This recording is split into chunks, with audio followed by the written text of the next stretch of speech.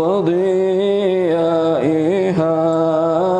وعلى آله وصحبه وسلم اللهم صل على سيدنا محمد طب القلوب ودوائها وعافية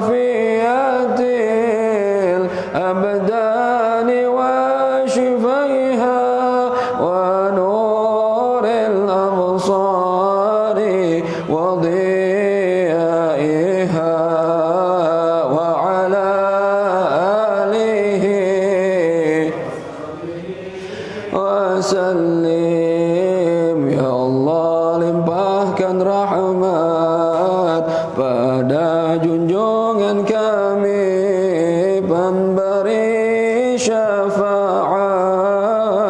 kepada umat, sebagai obat hati, sebagai penyejuk jiwa, memberikan cahaya kesehatan jiwa, memberikan cahaya kesehatan jiwa.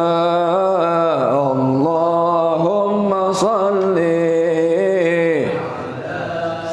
sayyidina Muhammadin tibbil qulubi wa dawaiha wa afiyatil abdani wa shifaiha wa nuril absari wa diyaiha wa ala alihi wa sahbihi salim. Ya Allah, kami semua menghadap kepadamu, mengharap rahmat dan ampunanmu. Lindungilah kami dari azab alam barzakhmu, dan bebaskan kami dari api neraka, dan bebaskan kami dari api neraka. Allahumma salli ala sayyidina Muhammadin tibbil qulubi wa dawaiha wa afiyatil abdani wa shifaiha wa nuril absari wa diyaiha wa ala alihi wa sahbihi wa sallim. Allahumma salli wa sallim wa barik alaihi wa ala alihi.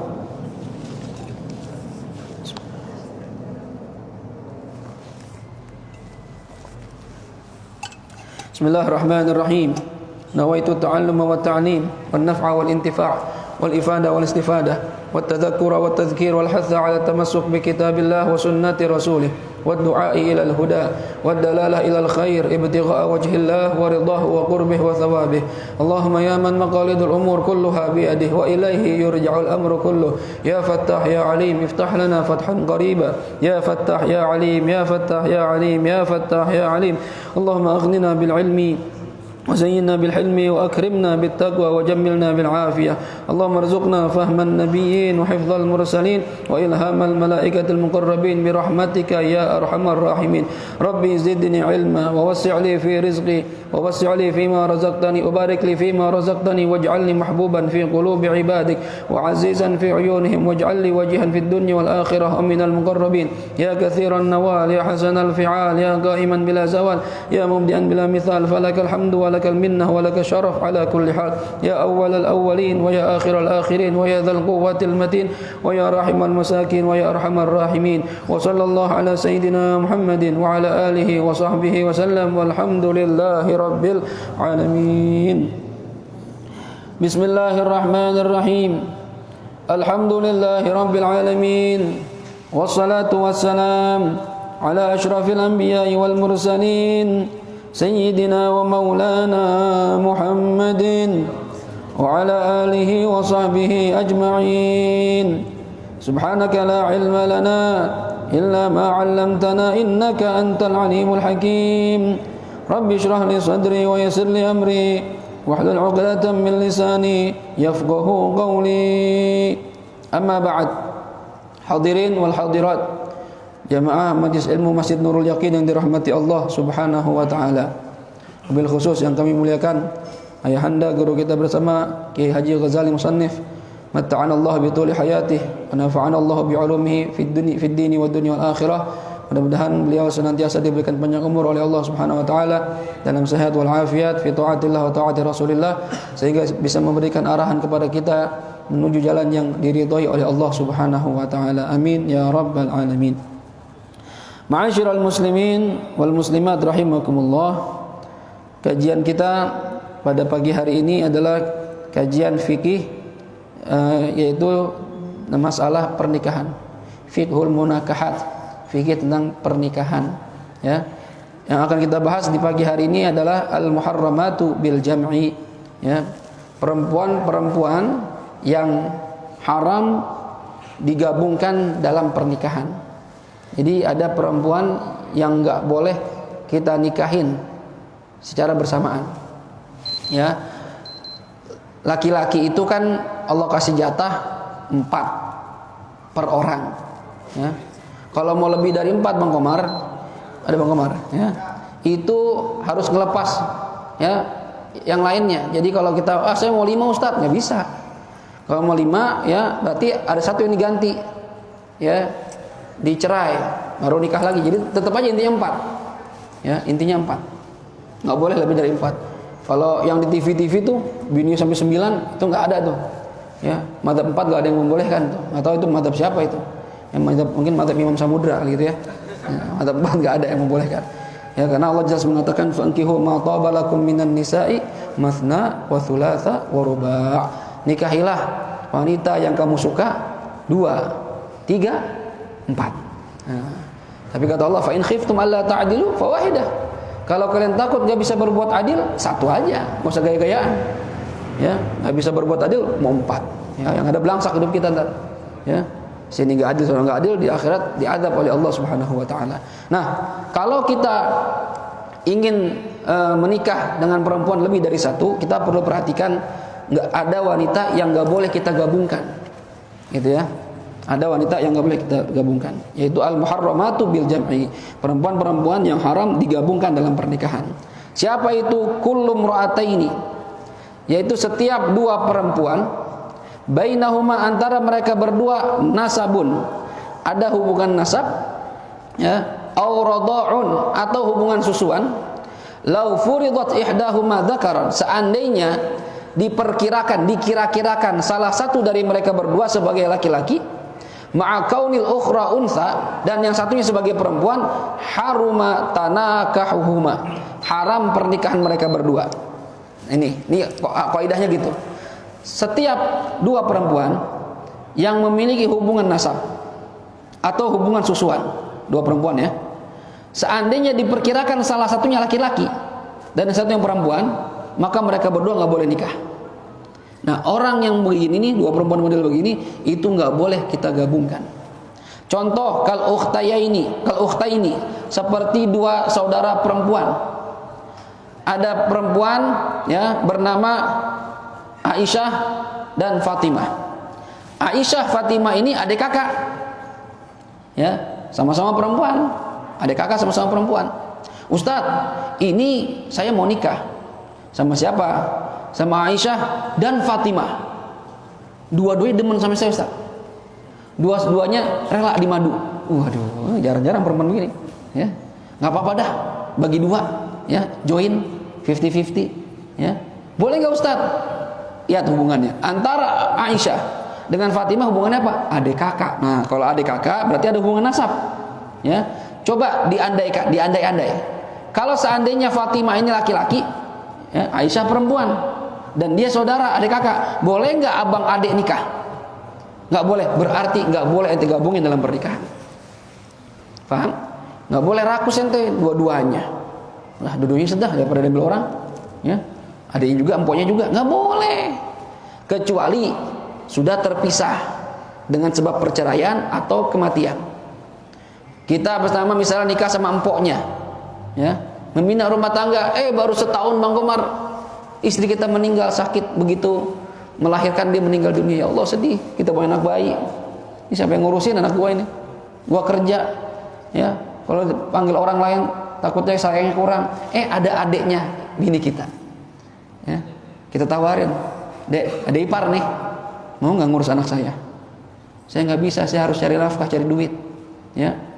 Ngurus gimana Bang? Ya daripada haram, kita halalin aja dah, kita nikah, gitu. Boleh nggak? Boleh. Karena istri yang pertama empoknya udah meninggal. Itu yang orang kita bilang turun ranjang. Boleh turun ranjang, ya. Atau kebalikan, kita nikah sama adiknya, ya, adiknya meninggal dunia, ya, kakaknya janda atau masih perawan belum nikah. Dadah, daripada orang lain yang ambil empoknya. Itu namanya naik ranjang. Boleh Ustaz, boleh. Jikalau salah satu udah meninggal dunia atau naudzubillah bercerai, nikah sama perempuan, ya, membina rumah tangga, cerai, ya, cerai. Akhirnya namanya sama ipar, adiknya kita suka curhat. Emang kenapa sih Bang cerai begitu? Nggak tahu nih, ya boros banget. Saya udah bilang, ya Allah, empok apa begitu ya? Ya, saya udah bilangin Bang. Akhirnya terbuka demen sama adiknya. Nikah boleh nggak? Boleh. Walaupun empoknya marah-marah, awas lu ya, berani ngambil mantan suami gua. Walaupun dia marah-marah, tetap boleh. Paham? Oh, pakai takbir lah gitu ya. Takbir. Yang kayak mau perang kemar. Ya, jadi ini kalau ada dua perempuan, ada hubungan nasab, kalau seandainya diperkirakan salah satunya laki-laki, mereka berdua nggak boleh menikah, maka nggak boleh kita gabungkan dalam satu pernikahan. Atau hubungan rodho. Hubungan rodho gimana Ustaz? Hampir mirip. Misalnya si Aisyah nyusu sama seorang ibu. Ibu ini punya anak perempuan Fatimah. Nah, ya, maka Aisyah yang tadinya orang lain gara-gara nyusu sama ibunya Fatimah, maka Fatimah jadi saudara susuan. Ini juga sama nih, nggak boleh kita gabungkan dalam pernikahan. Paham kira-kira nih? Ya, nggak boleh kita gabungkan dalam satu pernikahan. Begitu juga contohnya wakal mar'ati wa ammatiha. Dan sebagaimana juga seorang perempuan dengan bibinya. Wal mar'ati wa khalatiha, dan juga seorang perempuan dengan bibinya dari ibu. Jadi kalau ammah itu bahasa Arab bibi dari bapak, kalau khalah bibi dari ibu. Ya, kalau kita kan sama-sama aja ya. Encang-encing, mau dari bapak dari ibu nggak ada bedanya. Ya, itu bahasa Arab kaya luar biasa. Ya. Kalau saudara bapak perempuan kita panggil ammati, ammah. Kalau saudara ibu perempuan khalati, khalah. Ya, khalah, ammah, khalah. Ya. Tapi kalau kita kan nggak sama aja. Pak Le, bule, ya, Pak D, bude. Nggak tahu dari bapak dari ibu sama aja. Nah, itu bedanya. Nah, kalau seandainya ada perempuan, lalu dia punya bibi, ya, maman nikah sama perempuan istrinya nih, ya. Begitu udah nikah, ya, kumpullah acara, ya, selamatan. Udah acara pernikahan ini selamatan, udah nikah, ya. Keluarga yang jauh-jauh dipanggil. Begitu acara ngumpul, ada yang cakep, bening atuh. Gitu. Dan nanya bini kita, Beb, itu siapa itu? Yang mana Bang? Itu yang bening, yang putih. Itu bibi saya, encing saya, adiknya ibu atau adiknya bapak. Loh, cakep ya. Ya. Gimana dia? Emang mau nambah Bang? Ya kalau abang mau sih boleh aja. Jarang gitu. Ini bahasa ngayal. Ya. Kalau abang mau nambah boleh aja. Seandainya bini kita ngizinin, boleh nggak nikah sama dia? Nggak boleh.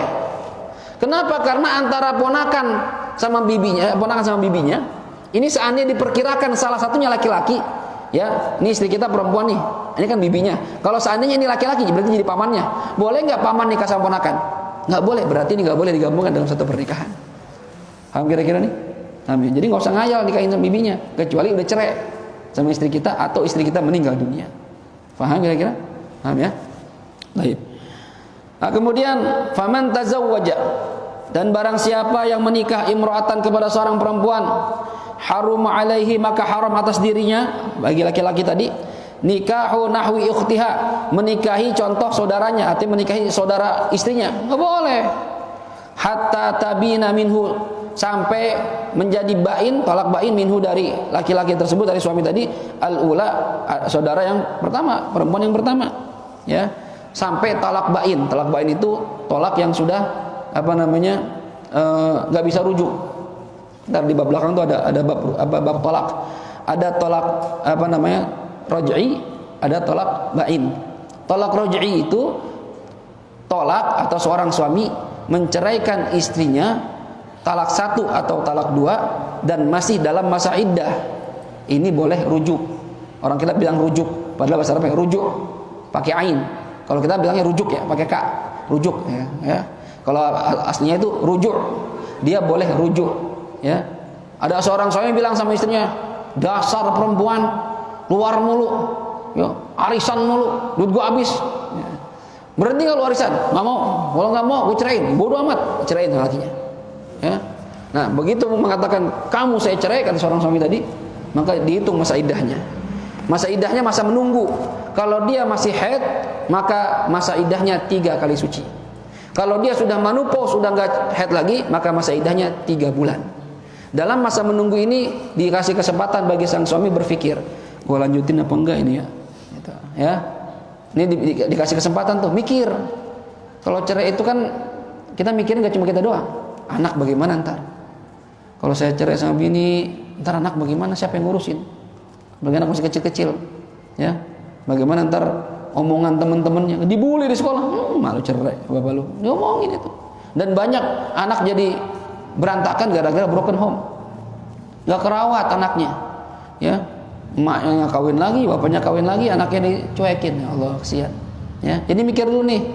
Ya, selama masa iddah mikir, kita ingat-ingat apa yang kita ingat, kebaikan istri kita. Ya Allah, dulu ngikut gue dari susah, dari nggak punya apa-apa sampai punya macam-macam. Masa gara-gara arisan dong gue cerai ini. Ya, gitu, mikirnya gitu. Ya, itu kalau kata Habib Salim gitu. Kalau kita pengen langgeng rumah tangga, kasratul musamahah, banyak-banyak sering maafin. Ya, banyak-banyak ngerti. Karena kita nggak bisa mencari perempuan yang sempurna, karena kita juga nggak sempurna, hadirin. Kita sering nuntut istri kita sempurna, padahal kita juga nggak sempurna. Ya, ingat kelebihan istri kita. Selain kelebihan berat badannya, nggak usah diingat itu. Ya, kelebihan yang lain sifatnya, sabar. Ya. Kalau berat badan mah itu tinggal diet. Ya. Kita ingat-ingat dulu, ya Allah. Kan nggak semua perempuan mengikut kita dari susah. Ya, kecuali pegawai SPBU. Ya Pak, kita mulai dari nol. Nah itu doang, dia doang yang berani bilang gitu. Cuma perempuan sekarang kalau ajak nikah, Dek kita mulai dari nol ya. Oh, enak aja. Gua udah susah, masih susah lagi. Jarang yang mau. Ya, saya nemuin itu, termasuk istri saya begitu tuh. Mulai dari nol. Ya, orang dia anak perempuan bontot, biasa apa jadi kasih. Dia udah punya mobil, saya motor aja nggak punya. Ya, gitu tuh. Dia bilang, saya bilang, iya bener, kesian banget saya dulu. Susah saya, ya. Sampai sekarang juga masih susah sih, ya. Cuma masih udah mendingan gitu, ya. Dulu ya Allah, motor dipinjam adik saya, Inu, ya. Itu motor punya adik saya, ya. Kamar saya nggak ada kasurnya, hambal doang, hambal juga punya Bang Fauzan, ya. Bukan punya saya. Lemari kosong, TV kagak ada, AC nggak ada. Saya bilang kalau mau nikah sama saya bukan mau pacaran, saya mau cari istri. Kalau mau ya siap-siap susah, mau susah, ya Allah, ya. Nah kalau kita ingat itu masa-masa susah dia mau ngikutin kita, terus gara-gara hal sepele terus kita ceraiin, kok naif banget, bodoh banget. Apalagi kita udah punya anak, ya, dia sabar merawat anak kita. Siapa tahu gara-gara istri kita punya anak soleh yang soleha, kita nggak tahu. Ya, ingat kebaikannya. Ya, kalau ingat keburukannya ya yang ada berantem mulu ntar. Ingat kebaikannya, pikirin anak, pikirin gimana hubungan keluarga besar. Kalau kita cerai, yang tadinya harmonis jadi berantakan, jadi berantem dua keluarga. Yang cerai kita, yang berantem ipar-iparnya pada ikut-ikutan, mertua pada ikut-ikutan, ya, ramai jadinya. Pikirin dulu tuh masa iddah. Ya, dalam masa iddah, kalau suami memilih rujuk, ya, maka kembali lagi dalam pernikahan walaupun bininya nggak mau. Dek, udah dah, abang nyesel dah, balik lagi deh. Apa emang? Ya abang mikir anak-anak. Nggak mau saya, enak aja udah cerai minta balik. Nggak mau, rujuk, nggak mau, bodo amat, jadi rujuk. Karena hak cerai dan hak rujuk ada pada suami. Jelas nih, ya. Itu talak 1. Ribut lagi habis rujuk. Dicerai lagi. Ya, berantem lagi. Ya Allah. Berantem lagi, mikir lagi. Gimana ini? Udah gue cerai sekali, masih aja nggak berubah juga. Ya. Udah cari solusi nggak ada cara lain, akhirnya nyesel lagi. Dicerai, akhirnya nyesel, rujuk lagi. Nah, ya. Kalau dalam masa iddah boleh. Masih dalam masa iddah boleh. Ya, udah rujuk berantem lagi. Ya Allah, cerai lagi. Naudzubillah min dzalik. Berarti udah talak 3 nih. Ya, kalau udah talak 3, maka kita nggak boleh lagi rujuk kecuali memenuhi syarat. Apa syaratnya? Syarat pertama, masa iddahnya udah habis. Syarat kedua, mantan istri kita harus nikah lagi sama laki-laki lain. Syarat ketiga, laki-laki lain ini udah pernah masukin kemaluannya ke kemaluan istri kita, walaupun cuma sekali. Minimal kepala kemaluan walaupun batangnya nggak masuk. Ini syarat. Ya. Syarat yang keempat, suami yang kedua ini menceraikan mantan istri kita. Lalu setelah itu syarat kelima, masa iddahnya sudah habis dari suami yang kedua. Setelah habis masa iddahnya, baru kita boleh balikan lagi sama mantan kita yang sudah second. Ya udah second, bekas orang. Ya. Mau apa nggak ente begitu? Kalau nggak mau jangan. Ya. Nyesel ente. Makanya kalau lagi emosi itu tahan lisan kita. Kalau nggak bisa diem, pergi aja udah. Saya sering bilang pergi aja ke warung Indomie, makan Indomie, minum es Milo, udah biar adem. Kalau lagi sebek begitu, pergi ke kuburan orang tua, doa gini, udah, pulang tenang gitu. Nyusu, ya, nyusu di warung Indomie, ya, biar adem pikiran.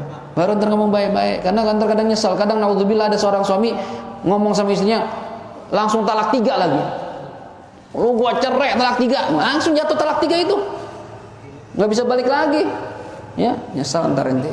Ini talak raj'i. Paham kira-kira? Nah, kalau istrinya sudah ditalak 3, maka namanya sudah bain. Ya, sudah bain nih, udah selesai nih. Dia boleh nikah sama adiknya. Paham kira-kira? Kenapa? Karena udah nggak boleh balik lagi. Paham? Atau ya ini namanya bain kubro kalau tadi. Ada lagi bain sugro. Gimana Ustaz bain sugro? Bain sugro ini istri yang baru dicerai talak 1, talak 2, tapi selama masa iddah sang suami nggak milih rujuk. Baru milih rujuk setelah masa iddahnya habis. Ini namanya bain sugro. Ya. 3 bulan dikasih waktu nggak rujuk, sama-sama gengsi. Atau 3 kali masa suci nggak rujuk. Pas udah 4 bulan baru nyesel. Aduh, enak. Ya, enak juga ya jomblo. Biasanya pagi ada yang bikinin teh, kopi, sarapan udah siap. Ini ke warteg lagi. Mending banyak cakep jelek. Aduh, kangen bini. Telepon bini. Yang apa lu? Yang nyesel deh. Abang kangen ini. Dulu aja cerai. Orang kangen. Gimana? Ya tolong maafin. Ya sebenarnya saya juga masih sayang, Bang. Abang sih pakai cerai begitu. Balik udah. Balik gimana, orang masa iddah udah habis, nikah baru. Nah, kalau udah habis masa iddah, wajib ngulangin akad baru lagi. Ya Bang, kalau mau balik lagi, temuin orang tua saya. Ngomong tuh kalau berani. Pak, ini semua maaf Pak, saya mau balikan lagi. Ya, lu sih gara-garanya cerai-cerai. Ya udah, saya minta maaf Pak, saya salah ya. Saya masih sayang Pak, anak-anak gue kesian. Ya udah, nikah baru. Siapkan wali, siapkan saksi, siapkan mahar. Ya, resepsi enggak harus. Walimah kan sunnah. Ya, walimah itu sunnah. Ya, nikah lagi baru. Nah, itu namanya bain sugro. Udah habis masa iddah, dia enggak rujuk. Ya, kalau udah bain, mau bain sugro atau bain kubro, boleh nikah sama adiknya. Paham kira-kira nih? Ya. Nah, ini dikatakan tidak boleh ente menikahi perempuan dengan saudaranya sampai perempuan ini sudah talak bain dari yang pertama, dari suaminya. Ya, baik bain sugro yang boleh balik lagi dengan cara nikah baru, ataupun bain kubro yang nggak boleh nikah lagi kecuali dengan syarat 5 tadi. Paham kira-kira nih? Ya, tapi jangan dipraktekin ya sama bini kita, jangan. Ini perceraian itu pilihan terakhir, jalan terakhir yang sudah mentok, udah nggak ada pilihan lain. Abghadul halal indallah at-talaq. Perkara halal yang paling Allah nggak suka, Allah benci, cerai. Ya, jadi itu terakhir. Menurut kita tuh jangan gampang-gampang cerai, gampang-gampang cerai, jangan. Kita nyari bini belum tentu dapat lagi kayak dia. Dan teman kita malas-malasin, udah ceraiin aja, entar cari cakepan. Ya. Begitu dicerai, bini kita dinikah sama dia, sama teman kita. Kurang ajar banget ini. Jadi nyuruh cerai, diambil sama dia. Jalan. Ya, nyuruh cerai lu ambil, ya. Hadirin rahimakumullah, enggak semuanya gambaran kita itu ya sesuai dengan harapan kita. Kadang harapan kita begini, dapatnya enggak begitu. Ya gitu sama, ya. Belum tentu yang berikutnya lebih baik. Walaupun bisa jadi lebih baik, tapi kan belum tentu. Ya, jadi yang ada aja dulu rawat. Kecuali udah nggak bisa lagi, udah mentok, udah nggak ada solusi jalan keluar lagi, udah. Ya udah mau gimana? Ya daripada kita ya hidup kayak di neraka, ya mudzabdzabina baina dzalik, dibilang istri tapi berantem mulu, ya dibilang orang lain masih bini kita, gimana ini? Ya udah cari aja. Lo gua cerain baik-baik, tapi dengan cara yang baik. Ceraikan baik-baik, kembalikan ke orang tuanya, habis itu cari janda, ya gitu ya. Atau perawan juga boleh kalau mau nikah lagi. Karena laki-laki nggak ada idahnya. Kalau perempuan ada idahnya. Perempuan dicerai sama suaminya ada masa idah. Cuma kalau suami bercerai dengan istrinya, habis cerai langsung nikah saat itu juga, jam itu juga boleh. Boleh, ya boleh. Kok salih sih Muhammad? Ya. Siapa aja boleh ya. Baik. Kemudian hatta tabinal ula ka'antamuta. Gimana contohnya bain? Misalnya contohnya ka'antamuta, misalnya istri kita udah meninggal dunia. Nah, kalau udah meninggal dunia boleh. Ustaz, istri masih dibungkus nih, lagi dikafanin, langsung angkat nikah di sampingnya. Boleh nggak? Boleh. Ya, tapi ya ente tega banget begitu. Ya. Ini ya kayaknya kebangetan gitu ya. Cuma hal ini pernah dikerjakan kalau nggak salah oleh Imam Abu Hanifah. Imam Abu Hanifah itu begitu istri meninggal dunia, lagi diurusin, dia minta sama muridnya, tolong cariin saya istri lagi. Ya, muridnya kaget, Tuan Guru, baru meninggal istri. Kata dia, saya nggak ingin ya ada masa di mana saya ini jomblo, saya nggak ngerjain tidak melaksanakan sunnah Nabi Muhammad SAW. Karena kata Rasulullah, an nikahu sunnati, faman raghiba an sunnati falaysa minni. Nikah itu adalah sunnah saya, jalan saya. Yang nggak senang sama jalan saya berarti bukan bagian dari saya. Nah, saya nggak pengen ada waktu di mana saya tidak ikut sunnah Nabi Muhammad SAW. Tuh niatnya begitu, bukan karena emang sengaja nunggu bininya mati, bukan. Kalau kita kan asik nambah lagi gitu. Kemarin nggak bisa nambah, sekarang nambah. Bukan gitu maksudnya, karena dia pengen mengerjakan sunnah Nabi Muhammad SAW. Jadi besok-besok kalau ada yang begitu niatnya itu niatnya. Saya nggak pengen ada waktu di mana saya tidak ikut sunnah Nabi Muhammad SAW. Nah, giliran kawin kayak ngikutin, giliran sholat duha bolos mulu. Nah ini nggak apa-apa, sunnah tuh begitu. Ya, jadi kalau laki-laki nggak ada masa idahnya, ya jangan disamakan sama perempuan. Cuma ya etika lah, ya etika kita perlu jaga juga. Ya, baru banget sehari nggak akad nikah, ya kan? Ya boleh, bukan nggak boleh, boleh aja boleh. Ya, cuma kayaknya kalau orang kita gimana gitu ya, kan tergantung tradisi daerah masing-masing. Ya, kita harus menghormati juga adat. Ya, kalau orang kita bilang, ya Allah kuburan masih basah dan nikah lagi gitu bahasanya. Makanya dulu anak suami kan begitu ceritanya ke Yai. Ya, habis meninggal saking sayangnya sama bini, itu kuburan dikipasin sama dia. Ya, kata orang-orang, udah Pak, saking sayang sama bini jangan segitunya. Udah pulang di rumah, nggak usah kipasin, dia nggak berasa juga di kuburan. Bukan gitu, bini saya bilang nanti kalau gue meninggal, awas lo kawin lagi sebelum kuburan saya kering. Nah, biar cepat kering saya kipasin. Kalau udah kering saya boleh nikah, gitu ya. Nah ini jangan ya. Jadi nggak ada masa idahnya kalau laki-laki. Ya kalau istrinya sudah meninggal dunia, maka boleh nikah sama saudaranya, baik kakaknya ataupun adiknya. Au yutalliquha, atau dia sudah menceraikan istrinya ini, talaqan bainan. Tolak bain. Tadi tuh yang saya katakan. Ya, tolak bain, tolak yang sudah tidak bisa rujuk lagi. Ada bain sugro, ada bain kubro. Kalau bain sugro tadi tuh, tolak 1, tolak 2, masa iddah udah habis, ya, mau balik lagi harus nikah baru. Tapi kalau sudah tolak 3, enggak bisa. Dengan kecuali 5 syarat tadi. Au raj'iyan, atau tolak raj'i, ya, tolak raj'i wa tanqadi iddatuha, dan sudah habis masa iddahnya. Nah, bin nisbah li talaqir raj'i, dalam masalah talak raj'i. Kalau talak raj'i sama tadi tuh, ya. Kalau sudah habis masa iddahnya, maka jatuhnya udah bain lagi. Bain sughra. Jelas kira-kira nih masalah ini? Ada pertanyaan masalah seperti ini? Ya. Seorang mengatakan kepada istrinya dengan mengatakan satu kali tolak, tapi tolak tiga. Saya tolak kamu tolak tiga. Apakah jatuh dengan tolak satu? Kalau ada suami mengatakan, saya tolak kamu, talak tiga. Apakah itu jatuhnya satu atau tiga, Ustaz? Di mazhab Imam Syafi'i jatuhnya tiga. Jadi jumlah bilangan talak itu berpengaruh. Ya, jumlah bilangan talak berpengaruh. Tadi di bab talak itu lebih jelas pembahasannya. Ya, walaupun cuma ngucapinnya kamu saya cerai talak tiga, langsung talak tiga. Atau misalnya kamu saya cerai, kamu saya cerai, kamu saya cerai, saking marahnya, ya jatuh tiga. Tuh ya, paham nih? Tapi kalau dia itlak saja, kamu saya cerai, jatuhnya satu. Itu. Cuma kalau dibilang kamu saya cerai talak tiga, langsung tiga. Mantap kita begitu. Maka hati-hati. Walaupun terjadi dalam kondisi marah, ya, walaupun marah, lagi benci banget sama bininya, akhirnya pas lagi redam emosinya, nyesal dia. Aduh, gimana ini? Mau balik lagi? Nggak bisa. Ente sih nggak bisa nahan lisan. Ya. Kalau sudah terucap kalimat tolak yang sharih, yang jelas, ya, kamu saya cerai, kita bercerai, itu nggak ada tading-tading lagi udah. Karena sudah terlepas dari lisan kita, ya. Atau ente menggantungkan cerai dengan masyiah, dengan keinginan istri. Ya, kita marah sama bini, ya. Kita bilang begini, lu kalau nggak mau gua atur, terserah lu dah. Ya, mau pilih mana, mau lanjut apa enggak, mau cerai apa enggak. Kita bilang begitu, terserah lu. Ini bahaya nih. Kalau istri kita bilang, "Ya udah Bang, saya milih cerai." Cerai itu. Jatuh cerai. Ini jangan sampai kita ini salah ngomong. Ya, lisan kita jangan ngucapin atau menyerahkan urusan sama dia, jangan. Pikirin dulu kalau mau cerai itu. Ya. Walaupun lagi marah, ya, itu jatuh tuh. Nanti kita jatuh tetap. Atau ngucapin lagi mabok, jatuh juga lagi mabok.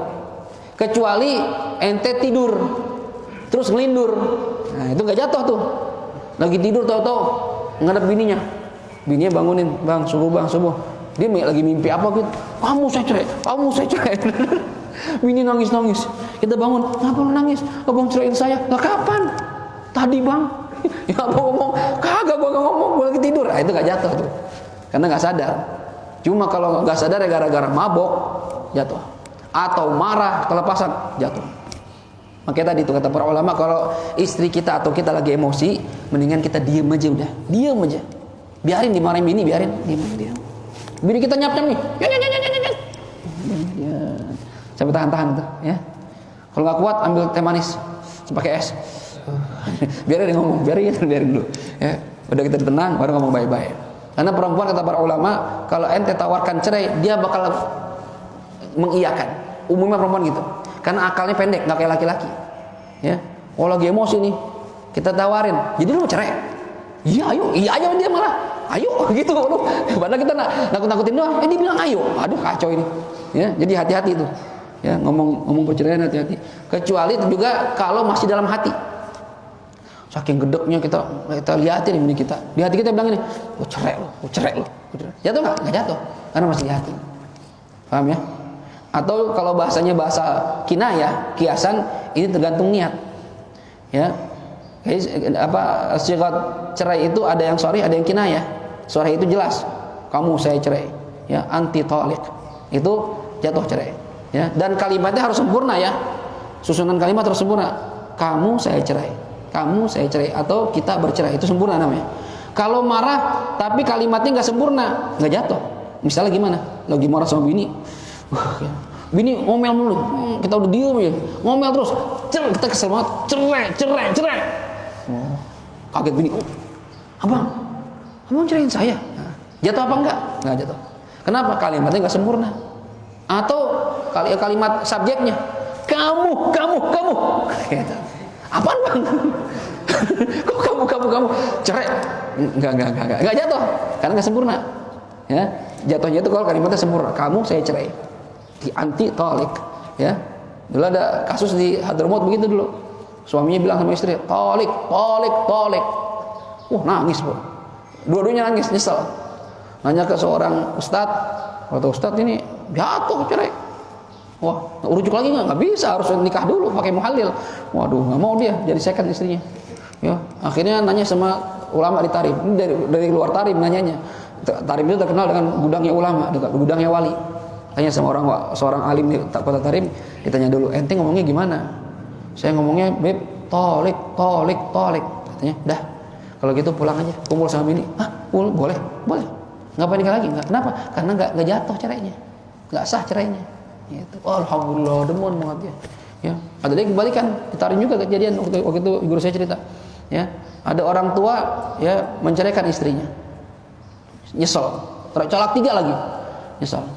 Akhirnya tanya ke habaib, gimana bib, ini anak mau balik lagi sama bini saya sama saya. Ya nggak bisa, harus ada muhalil. Muhalil itu laki-laki yang membuat halal, yang tadi nggak boleh nikah jadi boleh. Dia muhalil namanya. Ya calo. Ya akhirnya ya udah kalau mau nikah balik lagi sama bini ente, ya dia cari muhalil. Akhirnya nyari anak muda. Pepen dah ibaratnya, pen. Mau nggak pen? Gua kasih kerjaan. Ini enak nih pen kerjaannya. Apaan? Lu nikahin bini gue dah. Ntar gue bayar 10 juta. Bener. Ya, gak usah lama-lama pengen. Sehari aja kan. Jadi suami istri gue. Ya. Ntar malam pertama lu kumpul dah sama bini gue. Ya. Besok-besok ceraiin gue kasih 10 juta. Oh. Kita siap. Enak. Kita gak capek, nikmat lagi kan. Udah. Nah, akhirnya udah dikerjain tuh. Udah deal dia. Ya pokoknya besok pagi ceraiin, duit cash, siap. Nikah ada tuh dia. Ya, malam pertama kumpul sama istrinya dia. Ya. Ternyata beda kali ya, janda, asik permainannya. Mantep, ya. Pepen puas, bininya puas juga. Wah, Bang Pepen ya kan lakinya tua, ini anak muda Pepen ya kan. Beda tenaganya. Bini juga, wah mantep ini. Pepen janda keren juga nih, asik nih, ya. Akhirnya kata bininya gini, "Bang, abang disuruh cariin saya." "Iya, ya saya mau janji 10 juta. "Jangan bang, udah kita lanjut aja, saya kasih 20 juta. Wah, ditawarin lebih gede lagi. Jadi bininya tawarin. Ya, bener nih, iya, habis saya sayang sama abang, enak dah. Kata Pepen, iya saya juga sama. Ya saya juga seneng ini, sama ini walaupun janda juga asik nih. Ya udah, pagi-pagi samperin tuh sama Bang Komar, suami pertama. "Pen, udah kan, ceraiin bini gua. Nih 10 juta. Udah Pen, enggak. Gua enggak mau ceraiin. Gua enggak mau ceraiin. Enggak mau. Gua sayang sama bini gua." Ya, panggil istrinya. "Gimana nih? Saya juga sayang sama dia. Jangan mau bang, ceraiin." "Enggak ceraiin sama Pen." "Bang Komar ngamuk." "Gimana sih? Udah deal. Semalam doang 10 juta. Ini duit ada." Enggak. Ya, enggak mau. Wah, marah ini. Laporin ke Habib. "Beb, ini gimana ini?" Kata Habib, "Ya enggak bisa, bininya dia. Udah jadi bini itu serah dia, nggak boleh maksa-maksa orang cerai." Waduh, kacau, puyeng kepalanya dia. Aduh, nyesel banget. Makanya jangan sampai terjadi begitu sama istri kita. Hati-hati. Kalau emang kita masih sayang, jangan emosi kalau ngomong. Ya, kalau bahasanya bahasa kinayah, kiasan, gimana Ustaz? Nah ini tergantung niat. Ya, misalnya kita ngomong begini sama istri, "Dek, mendingan kamu pulang aja ke orang tua dah." Nah, itu bahasa kiasan namanya tuh. "Dek, lu gua N." Karena kemarin gitu kan, "Lu gua N." Apa maksudnya lu gua N bang? Cerai? Enggak, maksudnya gua mau istirahat dulu bentar, ya. Kita pulang masing-masing dah. Itu bahasa kiasan. Kalau niatnya cerai jatuh. Ya. Antara saya sama kamu udah nggak ada ikatan apa-apa. Maksudnya nggak ada ikatan. Ya. Itu harus diperjelas. Kalau ngomong begitu niatnya cerai, jatuh cerai. Cuma kalau nggak niat cerai, maka nggak jatuh. Siapa yang tahu niatnya cerai? Yang ngomong. Ya, yang dibenarkan yang suaminya. Biar kata istri bilang, "Enggak, dia pasti niat cerai nih, pasti nih." Enggak, saya nggak cerai. Saya coba pengen break dulu sebentar. Saya mau tenangin pikiran. Saya mau ke puncak dah, biar tenang pikiran saya. Habis ngeliat bini, bukannya tenang malah sumpek saya. Ya, kan gitu. Ya, nah, itu tergantung niat. Kalau niatnya dia cerai jatuh, kalau enggak. Paham kira-kira? Ya, tapi sekali lagi saya ingatkan, ini buat saya pribadi dan antum semua yang punya istri, ya, jangan sekali-kali kita ucapkan kalimat cerai tanpa dipikir-pikir berkali-kali dulu, ya. Pikir-pikir dulu, masak-masak. Ini lebih banyak madorotnya apa manfaatnya? Kalau memang sudah nggak ada jalan lain mentok, ya udah ceraikan istri kita secara baik-baik. Dulu kan kita waktu nikah baik-baik. Jangan begitu udah cerai berantem, sampai ke pengadilan segalanya, nggak usah lah, ya. Udah baik-baik aja. Jangan lupa kalau ceraikan istri kasih mit'ah, ya, kasih uang ya buat jabar khotirnya dia, nutup kesedihan, gitu ya. Kasih itu. Ntar ada harta lagi gunung gini tuh dibahas lagi tuh ntar dalam perceraian. Harta yang didapatkan bersama-sama setelah pernikahan itu dibahas tuh ntar. Biasa ributnya dalam masalah itu tuh, ya. Nah ini jadi inti dari kajian kita pagi ini, kalau Anda ada niat ingin poligami, nih saya bukan menyarankan ya. Kalau Anda ada niat ingin poligami, maka perhatikan perempuan yang berikutnya, calon istri berikutnya, apakah boleh dia kita nikahi dengan istri kita yang pertama. Ya, apakah boleh kita gabungkan dalam pernikahan dengan istri kita yang pertama? Bagaimana cara tahunya? Perhatikan kalau dia ada nggak hubungan nasab, ada nggak hubungan rodo. Kalau ada, lihat. Kalau seandainya ditakdirkan salah satunya laki-laki, boleh nggak mereka berdua menikah? Kalau boleh, berarti nggak boleh kita gabungkan. Tapi kalau nggak boleh, kalau nggak boleh, berarti boleh kita gabungkan.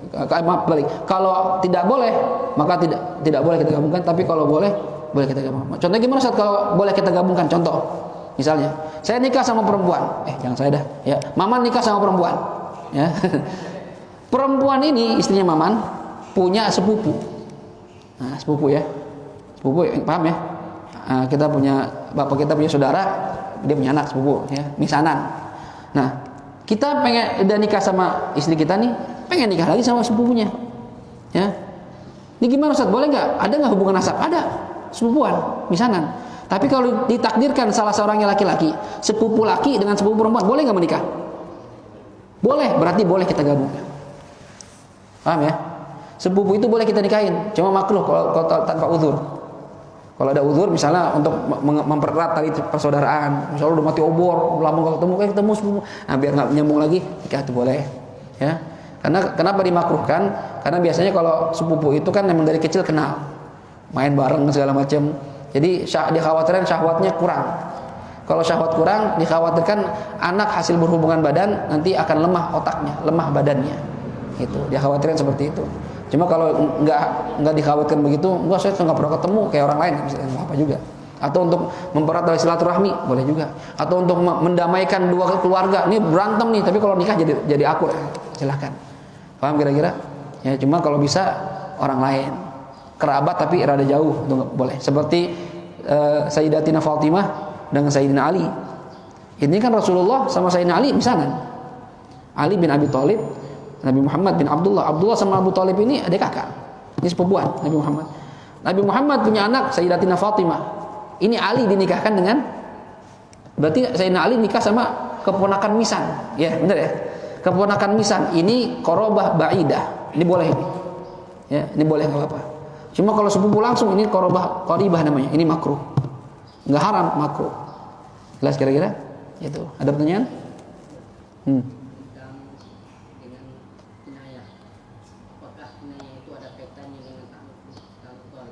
Talikut talak.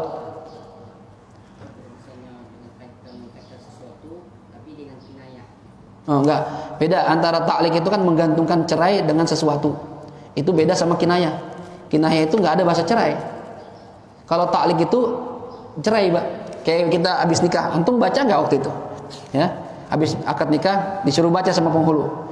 Saya yang bernama Abdul Hafiz Ghazali dengan ini menyatakan satu, jikalau saya selama 3 bulan berturut-turut tidak menafkahi istri saya secara lahir dan batin, yang kedua saya menyakiti fisik istri saya, yang ketiga saya meninggalkan istri saya tanpa kabar selama 2 tahun berturut-turut, lalu istri saya tidak ridha dan dia mengajukan permohonan cerai ke hakim dan hakim mengabulkan dan dengan membayar iwat ya 100.000, maka jatuh talak saya. Ini namanya ta'liqut talaq. Ya, antum baca semua itu. Ana waktu disuruh baca sama penghulu enggak mau. Ya, Pak Ustaz baca, saya nggak mau tarik tolak sana. Ya kalau tarik tolak kejadian salah satu istri saya nggak setuju, jatuh cerai. Ya, tapi diwajibkan, tapi tanda tangan ya tanda tangan nggak apa-apa. Tapi tanda tangan tanpa saya talafuz nggak jatuh. Ya, dalam fikih begitu. Nah, ini menggantungkan ini apa aja boleh. Misalnya kita bilang istri kita, Bang, saya mau izin ya, mau mana? Mau ke mall. Lu keluar rumah cerai. Nah itu bisa tuh, ya, itu bisa aja. Ini kalau masuk tahun baru, lu gue cerai, ya. Ini namanya menggantungkan cerai dengan sesuatu. Ini beda sama kinayah. Kalau kinayah nggak ada bahasa cerai, nggak ada. Cuma ada lafaz yang bisa mengarah ke cerai, bisa mengarah enggak juga. Ya kayak tadi bahasanya gitu. Kayaknya kita udah nggak enak bersama lagi nih. Udah nggak nyaman. Nah, ini bahasa nggak nyaman apa maksudnya ini? Ya, udah nggak enak bersama lagi. Ini bahasanya maksudnya apa? Cerai. Itu perjelas. Enggak, maksudnya nggak nyaman kalau rumahnya di sini, kalau pindah kan enak. Gitu. Anda bisa juga kan arahnya kemana? Itu namanya kinayah. Tapi kalau talik itu jelas-jelas menggantungkan cerai dengan sesuatu. Paham kira-kira? Ya. Lu napes cerai, kan? Cerai mati. Kalau nggak napes ya, gitu. Nah ini beda antara kinayah dengan ta'liqut talaq. Paham? Ada lagi pertanyaan? Cukup? Cukup ya? Nggak usah nanya masalah cerai dah, ngeri ntar kejadian ya. Kalau perlu aja. Makanya dalam fikih itu pembahasan sesuatu yang begini nih tidak terlalu diekspos. Kenapa? Takut ntar orang tahu hukum jadi malah mempermainkan hukum. Ya, tapi kita belajar tetap aja belajar ya pembahasan ini. Cuma ini kendala kajian kita ini, kita kan sebenarnya ini kajian sebelum subuh. Sebenarnya. Cuma karena subuhnya sekarang cepat, jam 4:05 udah subuh. Kita mulai sholat tadi 3:04 ya. Jadi selesai witir khatam Quran udah subuh. Jadi waktunya nggak ada ya. Jadi mungkin ya lihat nanti juga ya. Kalau pas lagi bisa ya kita ngaji. Kalau enggak ya udah libur gitu. Kecuali misalnya tadi ada ustadz yang nggak hadir ya, karena ini minggu ketiga ya. Saya saranin sama PPN kemarin tuh kalau bisa ustadznya itu dikasih ketetapan aja, jangan selang-seling, karena kalau selang-seling ntar berubah jadwal. Kalau ada minggu kelima, enaknya misalnya ustadz A minggu 1, minggu 3, ustadz B minggu 2, minggu 4. Ntar ada minggu kelima ganti ustadz lain.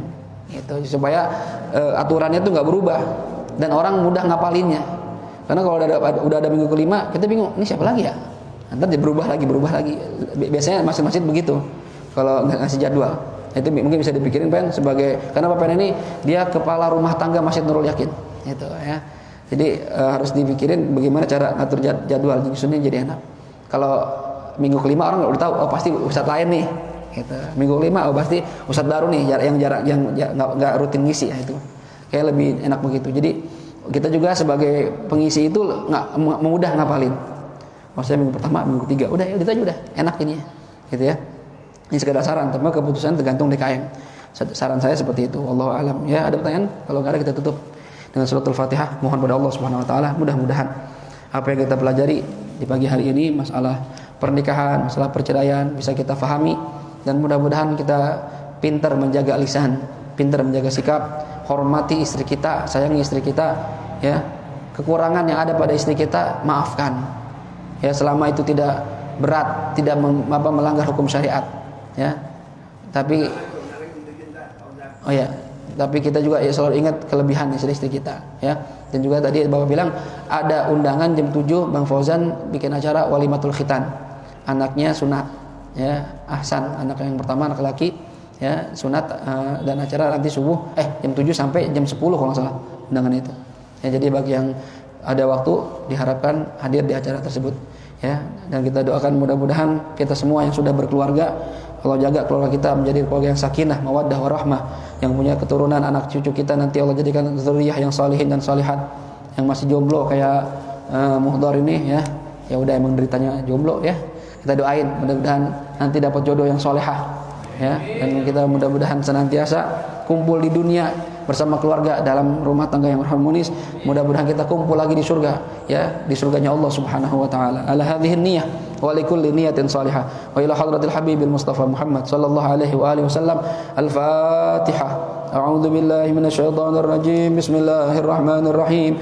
Alhamdulillahi rabbil alamin arrahmanir rahim maliki yaumiddin. إياك نعبد وإياك نستعين اهدنا الصراط المستقيم صراط الذين أنعمت عليهم غير المغضوب عليهم ولا الضالين آمين بسم الله الرحمن الرحيم الحمد لله رب العالمين اللهم صل وسلم وبارك على سيدنا محمد وعلى آل سيدنا محمد اللهم ربنا انفعنا بما علمتنا ربي علمنا الذي ينفعنا ربي فقهنا وفقه أهلنا وقرابات لنا في ديننا مع أهل القدر أنثى وذكر ربي وفقنا ووفقهم لما ترتضي قولا وفعلا كرما وارزق الكل حلالا دائما وأخل أتقياء علماء نهضى بالخير ونكفى كل شر ربنا أصلح لنا كل شؤون وأقر بالرضا منك العيون واقض عنا ربنا كل الديون قبل أن تأتينا رسل المنون واغفر واستر أنت أكرم من ستر اختار وصلاة الله تغشى المصطفى من إلى الحق دعانا والوفى بكتاب فيه للناس الشفاء وعلى الآل الكرام الشرفاء وعلى الصحب المصابيح الغرر اللهم اهدنا بهداك واجعلنا ممن يسارع في رضاك ولا تولنا وليا سواك ولا تجعلنا ممن خالف أمرك وعصاك وحسبنا الله ونعم الوكيل نعم المولى ونعم النصير ولا حول ولا قوة إلا بالله العلي العظيم وصلى الله على سيدنا محمد وعلى آله وصحبه وسلم والحمد لله رب العالمين سبحانك اللهم وبحمدك أشهد أن لا إله إلا أنت أستغفرك وأتوب إليك والعفو منكم والسلام عليكم ورحمة الله وبركاته صلى الله على محمد صلى الله